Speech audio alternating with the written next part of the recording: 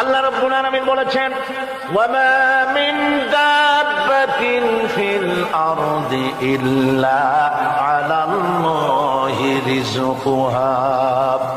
এই পৃথিবীর বুকে এমন কোন বিচরণশীল জীব নাই যে জীবের রিজকের দায়িত্ব আমি আল্লাহ আমার নিজ হাতে গ্রহণ করি নাই।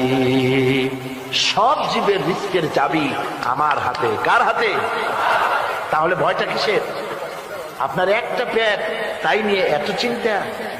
অথচ এই পৃথিবীতে আল্লাহ পাক বলেন অসংখ্য প্রাণী আছে যাদের কোনো সঞ্চয় নাই। শকুন, শকুনের মরা গরু অনেকগুলি ব্যাংকে জমা আছে নাকি?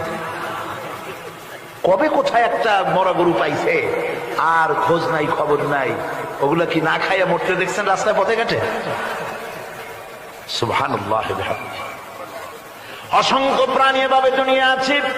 আল্লাহ রাব্বুল আলামিন বলেন যাদের কোনো সঞ্চয় নাই, যারা কোনো সঞ্চয় করে না, এ ধরনের সাপগুলি, শিয়ালগুলি, বাঘগুলি, পাখিগুলি, জলচর প্রাণী, স্থলচর প্রাণী আর অন্তরিক্ষে মহাশূন্যে উড়ে বেড়ায় যে সব প্রাণী, এ ধরনের শত সহস্র কোটি কোটি প্রাণী, তারা সকাল বেলায় খালি পেট নিয়ে বেরিয়ে যায়।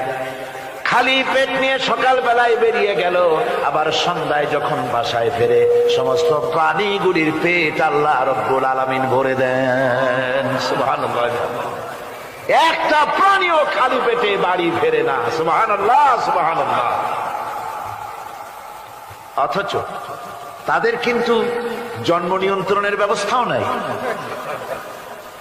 জঙ্গলে যত প্রাণী আছে তারা কি কোনদিন মিছিল করে এসে বলেছে বাংলাদেশ সরকার আমাদের জঙ্গলের মধ্যে কোনো খোঁজ খবর তো আপনারা রাখেন না, এখানে বাচ্চা কাচ্চা বেশি হইতেছে আর খাওয়াইতে পারি না, এবার কিছু পরিবার পরিকল্পনার ওষুধপত্র পাঠান? কোনদিন বলেছে? বলে নাই, বলবেও না। কে খাওয়ায়? আল্লাহ পাক খাওয়ায়। আল্লাহ পাক খাওয়ায়। সুতরাং আল্লাহ রাব্বুল আলামিন রিজকের মালিক, একথা বিশ্বাস করতে হবে।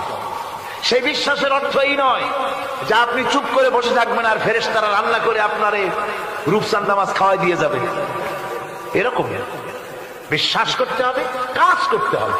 এর ফলে আল্লাহ রাব্বুল আলামিন রিজকের ব্যবস্থা করবেন।